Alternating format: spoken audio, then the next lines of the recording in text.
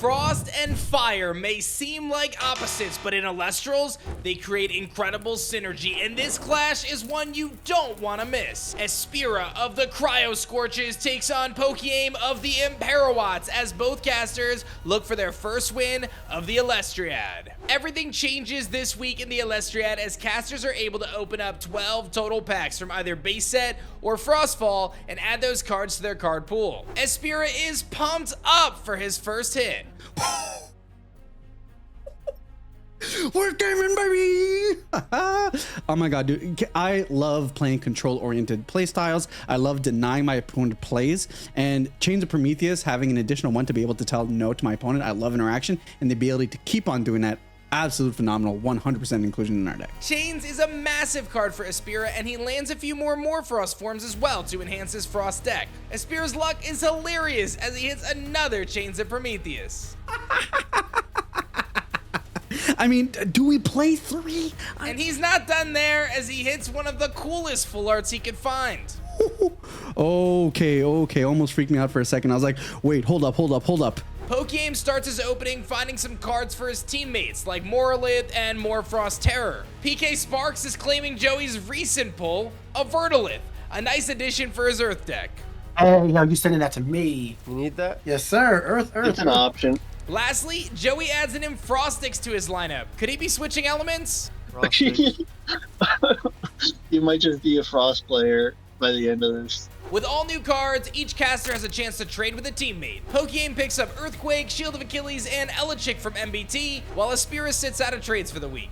While he didn't make any swaps, Espira still has an incredible deck profile for week 2. Cryovern is the Elestral to watch, but it's paired with some crazy strong powerhouses like Nekruff and Sorlet. Utilizing his Infrostix at the right time could be key to his strategy. PokeaimMD is leaning into his fire strategy with Kinleo, Comagma, and Volcaries, but I gotta say, one Hephaestus and one Elechick means that he's gonna be relying heavily on Volcanic Forge for Nexus with Kinleo and Volcari support. With Espira running 3 Mountains of Boreas, the stadiums could be a key to this clash. Espira looks to win the dice roll and get this one kicked off. He's going to be looking to funnel Frost Spirits into his underworld as fast as possible to be able to execute his Cryovern strategy. Gonna start this one with 2 Frost Spirits and a Nectar of the Gods, a card you love to see. I find it so fascinating how much Nectar of the Gods has picked up in use in Frostfall metagame compared to its use in base set.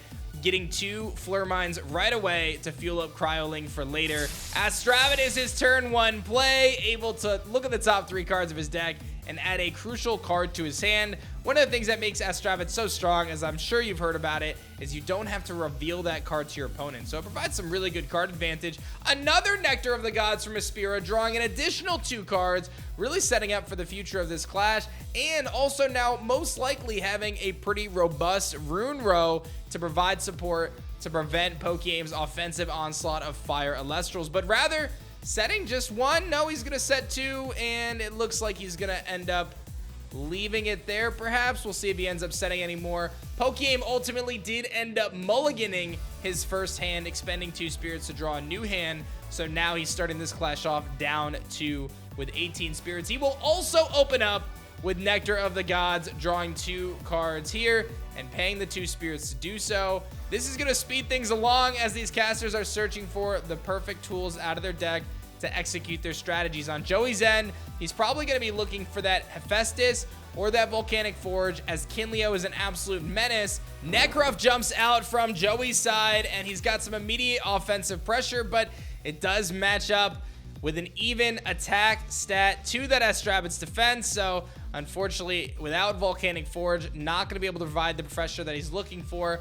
So Espira is probably going to be able to just draw for his turn, as Joey seemingly has no way to clear the way for that Spirit deck. And it looks as though he's going to be passing things over to Espira. He's got 3 back row. George is going to be drawing for his turn. Both casters sitting at 15 spirits with 1 Elestral on the field. George reaching to his Spirit deck, going to expend a Spirit to draw an additional card. Casters have the opportunity to pay 1 Spirit of cost and forego their normal cast for a turn in order to draw an additional card from their deck. That may get him a little bit more counter rune support as he sets an additional rune face down, and Joey forced to try to go on the offensive. Comagma comes out to the field, the new Fire Receive Elestral in Frostfall. PokeaimMD has a super unique effect that every time it receives a Fire Spirit, when it's cast or otherwise, you can draw a card and then discard a card from your hand. It looks like he discards a small Tuga. Let's do a quick listen in. Sounds good. Rapid Spin, Quake. Attempt to hit for 2. I'll attack with Comagma first. Comagma works. I'm going to take. Okay. Then I'll attack with Necrof. On Necrof, I will Shield. shield, yeah. Sounds good. And then expand. A Shield of Achilles from Espira, perfectly timed into the Necrof, bouncing it back, but Joey does get a little bit of chip damage there and still has field advantage with his Comagma. One thing to note now with that Nectar of the Gods, the shield, and all the plays that have taken place, Cryoling is ready to pop off. We're going to see a Frigicub instead. Does Espira have the Kione to pair with it? This could be really big as he can start to get some serious advantage here with his Frigicub, regenerating spirits from his underworld and buffing this thing up, especially under the conditions of Mountains of Boreas. Looking at his face down runes, it is the Kione. Kione provides that Nexus bank for Frigicub and can grab those Elestrals from the underworld. So any Frost 1 Spirit Elestrals in the underworld he can grab, but that's not going to be the core of his strategy right now. Rather, he's going to load up his Frigicub, get it to 2 spirits, and now he can immediately enchant it with an additional Frost Spirit from his underworld up to 3. If Espira had Mountains of Boreas, this would be a 7 attacking Frigicub. Let's see if he's going to show it off or if he's just going to attack. Looks like he does have it. A Frost Spirit hits the stadium slot. Mountains of Boreas is here. This is what Frigicub does best, getting buffed up to incredible power levels because of Mountains of Boreas. If this attack goes through, Joey might be taking some big damage here. Frigicub bounding ahead into the Comagma. Joey looking at his counter runes, and it's gonna be the Gorgon's Gaze to stop Frigicub in its tracks and prevent that attack from going through. Not a bad exchange for Espira, though, if one of those face down runes can protect Frigicub for an additional turn. We saw Joey already utilize an Earthquake. If he has another one, well, he'll be sitting pretty, but Ambrosia gonna be his play of choice. Healing up a few more spirits. We see a pretty big spirit gap between where PokeAim is and Espira is. Espira with 4 or 5 actually on field. PokeAim's going to have a little bit more in his spirit deck, but again, going to be looking for some removal here. An Earthquake resting on your laurels. Something to that effect could be big. Rather goes for the Necrof. Necrof continues to provide that pressure with 5 attack, and when it does destroy Elestrals in battle, it can do some serious work by forcing expend. Goes for the Misenchant on this one to get around a Tsunami. But again, still dealing with the massive attack stat of the Frigicub. Seeing him actually not go for an attack or any other plays makes me think that there's a chance that he has some good counter rune support. Espira gonna take a spirit off of his Frigicub to be able to use his own Ambrosia to heal up here in this mid game. He's gonna be looking to probably use that Nexus effect again. I could see him potentially Nexusing onto this Kione to save it for later. He's gonna go and grab a spirit here. He's looking into his underworld, counting his Fleur Mines, making sure Cryoling can do what it's gotta do. And there is the Cryoling, ladies and gentlemen. Cryoling, an incredible Elestral that can immediately ascend into Cryovern. That is gonna be the play here from Espira. And don't forget, he still has flexibility to utilize Frigicub's Nexus effect to get additional spirits on his field, especially coming from his underworld. This is a misenchanted Cryovern. And now we're going to see if that Nexus is going to come off. But Cryovern with 7 attack under Mountains of Boreas, sitting at 8 attack with a Water Spirit. It completely dodges Tsunami. Here comes another one. An Ambrosia again from Espira. Continuing to heal up his spirit deck as his field gets stronger and stronger with Frost Elestrals freezing the terrain, getting boosted up by the Mountains of Boreas. Ambrosia, a big play here for Espira.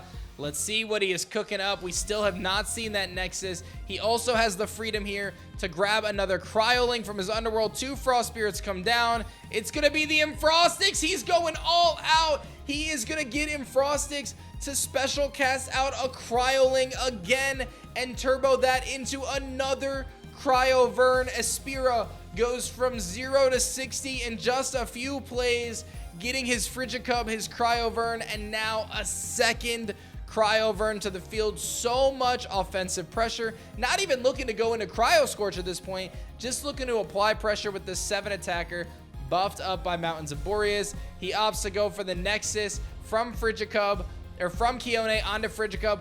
I don't know if I agree with that. I think there was an opportune play there to Nexus onto the Kione, actually, and enchant Frigicub from Underworld, so that way you can use your Kione Spirit to grab him Frostix. I think that there was probably a more future-proof play there. He's going to be facing the Tsunami, which does shift Frigicub to defense, but Espira had this play calculated.